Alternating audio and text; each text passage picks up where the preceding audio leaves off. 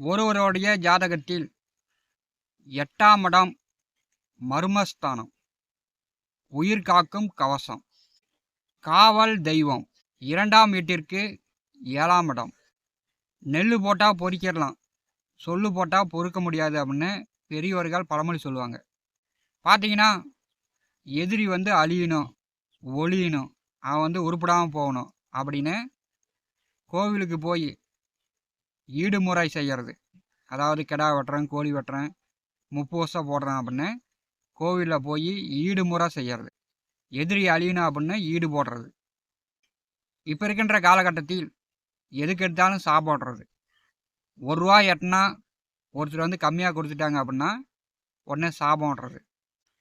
இதெல்லாம் எங்கே போய் முடியும் அப்படின்னா, தன்னுடைய வாரிசு தலைமையில போய் முடியும்.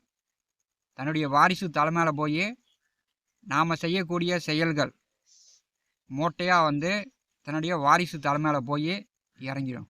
ஒரு பெரிய மூட்டையாக போய் சேர்ந்துடும். சுய ஜாதகத்தில் லக்னத்தை 8ஆம் அதிபதி பார்க்கக்கூடிய ஜாதகர்கள் பார்த்தீங்கன்னா, கோவில் வழிபாட்டிலும் தன்னுடைய பேச்சுவார்த்தையிலும் மிகுந்த கவனமாக இருக்கணும். இந்த பாயிண்ட் நீங்கள் உங்கள் வாழ்நாள் முழுவதும் கப்புன்னு பிடிச்சிங்க. இந்த பாயிண்ட் உங்கள் வாழ்நாளில் உங்களுக்கு உதவிகரமாக இருக்கும்.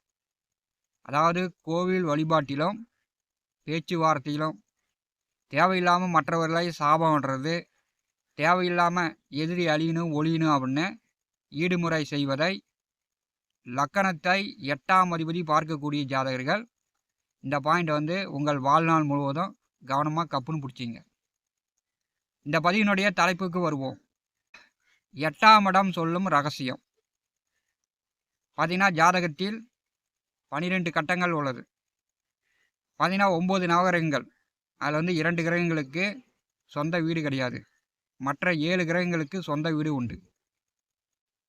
எந்த ஒரு கிரகமும் பார்த்தீங்கன்னா, அவங்கவுங்க பிறந்த நேர அடிப்படையில் நல்லவர்களாகவும் கெட்டவர்களாகவும் வருகிறார்கள். சுபகோள அஷ்டமாதிபதியாக வந்தாலும் அவர் அவருடைய வேலையை சிறப்பாக செய்து முடிப்பார். 8ஆம் அதிபதி லக்கணத்தை பார்த்தால் யாருக்கு ஆயுள் குறையும்? ஜாதகத்தில் 8ஆம் அதிபதி லக்கணத்தை பார்த்தால் யாருக்கு ஆயுள் குறையும்? குரு, சனி, செவ்வாய் இந்த 3 கிரகங்களுக்கு 3 பார்வைகள் உண்டு. சனியும் குருவும் செவ்வாயும் 3 இடங்களாய் பார்வை செய்யும். சூரியன், சந்திரன், சுக்கிரன், புதன் இவங்களாம் நேர் 7ஆம் பார்வை மட்டும்தான். ராகு கேதுவுக்கு சொந்த வீடு கிடையாது. அதனால் ராகு கேதுவை நாம் எடுத்துக்க தேவையில்லை.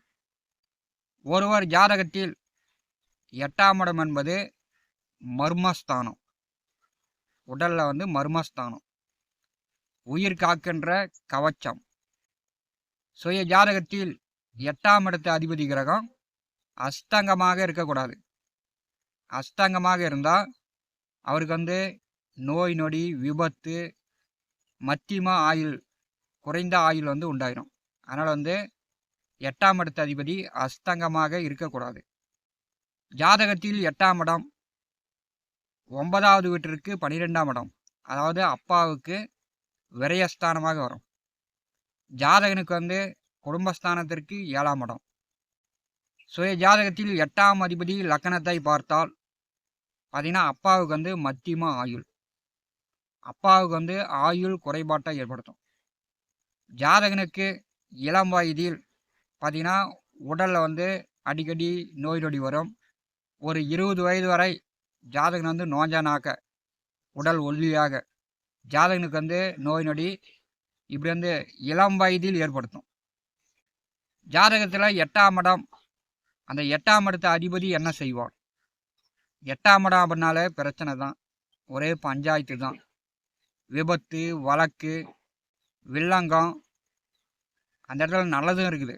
உயிர் சொத்து, எதிர்பாராத அதிர்ஷ்டம், வெளிநாடு மூலம் பணம் சம்பாதிப்பது, சொத்து பத்திரங்களை பேங்கில் அடமானம் வைத்து கடன் வாங்குவது, மற்றவர்களிடம் அசிங்க அவமானப்படுவது, இது எந்த இடத்துல இருந்தாலும் சரி, கோடீஸ்வரனாக இருந்தாலும் சரி, 8ஆம் இடத்து அதிபதி அவருடைய வேலையை காட்டுவார்.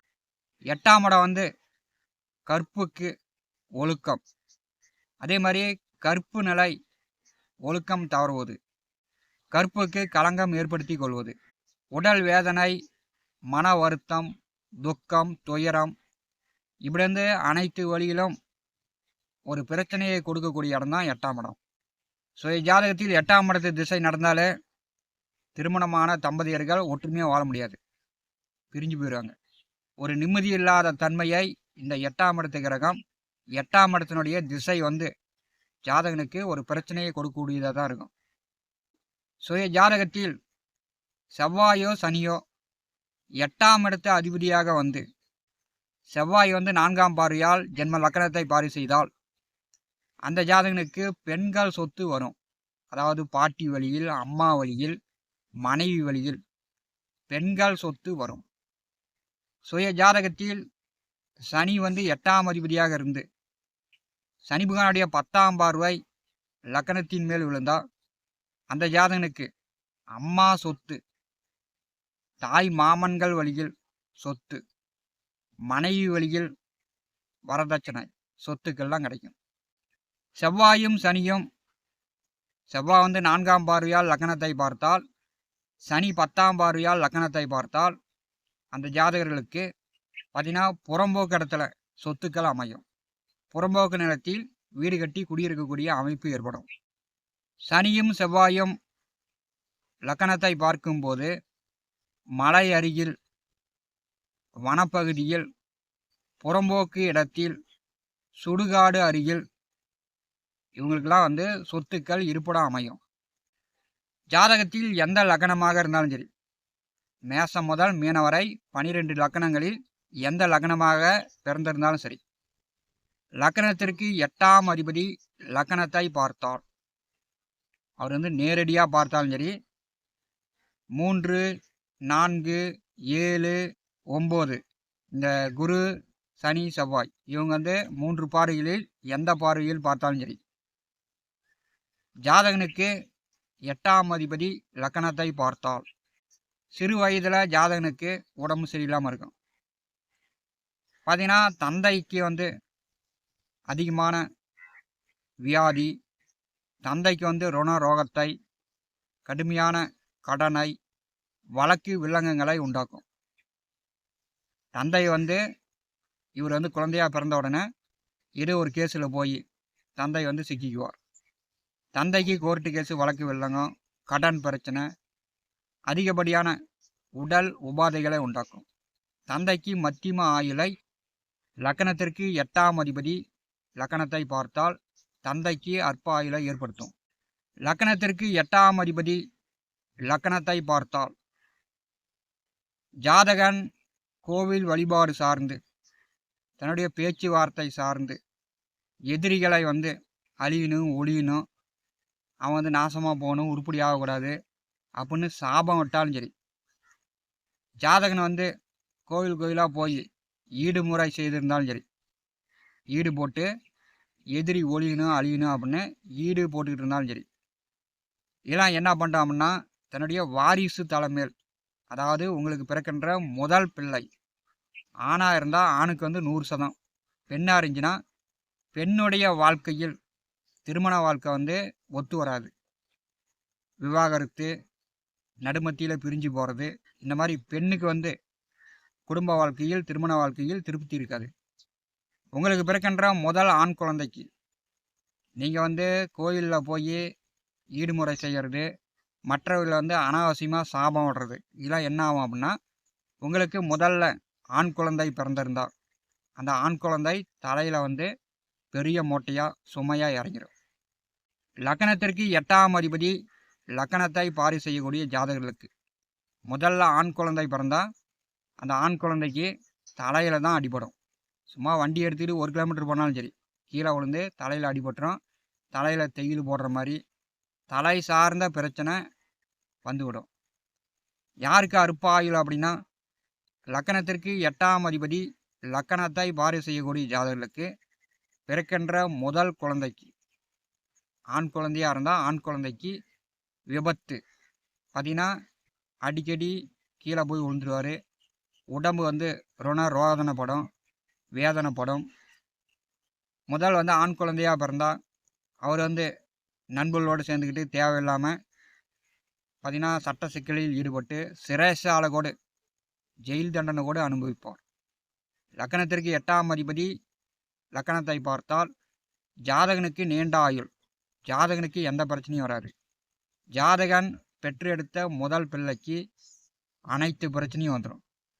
ஜாதகன் பெற்றெடுத்த முதல் பிள்ளை ஆணாக இருந்தால் அந்த ஆணுக்கு வந்து மத்தியம ஆயுள், அது சாதாரணப்பட்ட முறையில் இல்லை, விபத்து, அவர் வந்து அடிபட்டு உடம்புல வந்து அறுவை சிகிச்சை செய்து உடம்பு வந்து வேதனைப்பட்டு இறக்கும் நிலையை ஏற்படுத்திவிடும். அவங்க ஜாதகத்தில் 8ஆம் அதிபதி கிரகம் பார்த்தீங்கன்னா எந்த இடத்துல எப்படி இருந்தாலும் சரி, லக்கணத்தை பார்த்தாலும் பார்க்கலனாலும் சரி, 8ஆம் இடம் ஒரு ரகசியத்தை சொல்லிக்கிட்டே இருக்கும், அறிவுறுத்திக்கிட்டே இருக்கும். அவங்க நல்லபடியாக இருந்தாலும் கெட்டபடியாக இருந்தாலும் எதிரிகளை உருவாக்குவது அவங்க தான். அதனால் வந்து எதிரிகளை அழிக்கணும் ஒழிக்கணும் அப்படின்னு கோவிலில் போய் ஈடுமுறை போடுறது, சாபம் விடுறது, இதெல்லாம் வந்து கண்டிப்பாக லக்கணத்தை 8ஆம் அதிபதி பார்க்கக்கூடியவர்கள் இதெல்லாம் வந்து தவிர்க்க வேண்டும். இது வந்து உங்களுக்கு பிறக்கின்ற வாரிசுகள் தலையில் போய் விடிஞ்சிருது. அவங்களுடைய வாழ்க்கை, திருமண வாழ்க்கை பிரச்சனைக்குரியதாக இருக்கிறது. அல்லது திருமணமே செய்ய முடியாமல் அவங்க வந்து மரணம் அடைவதை கண்கூடாக பார்க்க முடிகிறது. 8ஆம் இடத்து ரகசியம் இந்த அளவுக்கு ஒருவருடைய ஜாதகத்தில் வேலை செய்கிறது. 8ஆம் அதிபதி ஜென்ம லக்கணத்தை பார்த்தால் கடுமையான தோஷம். இதை வந்து யாராலும் தீர்க்கவே முடியாது. அவருக்கு பிறக்கின்ற குழந்தைகள் வாரிசுகள் மூலம்தான் அந்த 8ஆம் இடத்தினுடைய பலனை 8ஆம் அதிபதி கொடுக்கிறார். இது வந்து சுப கிரகமாக இருந்தாலும் சரி, பாவ கிரகமாக இருந்தாலும் சரி, இதனுடைய பலன் 8ஆம் அதிபதி லக்கணத்தை பார்க்கக்கூடிய ஜாதகர்களுக்கு இது வந்து கண்டிப்பாக நடக்கும். இது வந்து அனுபவபூர்வமாக பார்த்த உண்மை. இதை வந்து அறிந்து புரிந்து 8ஆம் அதிபதி லக்கணத்தை பார்க்கக்கூடிய ஜாதகர்கள் தேவையில்லாமல் மற்றவர்களை உருப்படாமல் போ, நாசமாக போ, அவன் அழிஞ்சிடுவான் அப்படின்னு சாபம் விடுவதையும், கோவிலில் போய் தேவையில்லாமல் எதிரி வந்து அழியணும் ஒழியணும் அப்படின்னு ஈடுமுறை போடுவதையும் கண்டிப்பாக வந்து தவிர்க்க வேண்டும்.